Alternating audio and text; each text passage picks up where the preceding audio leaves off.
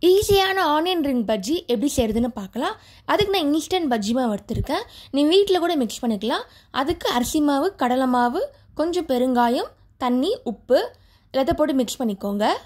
நல்லா மிக்ஸ் பண்ணிக்கோங்க. கட்டி இல்லாமல் இருக்கணும். தண்ணியாக இருந்தால் பஜ்ஜி டிப் பண்ண கரெக்டாக இருக்கும். இந்த மாதிரி இருக்கணும் கன்சிஸ்டன்சி.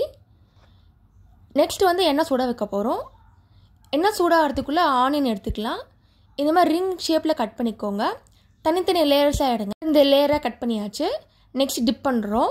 டிப் பண்ணிவிட்டு சூடான எண்ணெயில் பொரிச்சு எடுத்தால் போதும். ஆனியன் ரிங் பஜ்ஜி தயார்.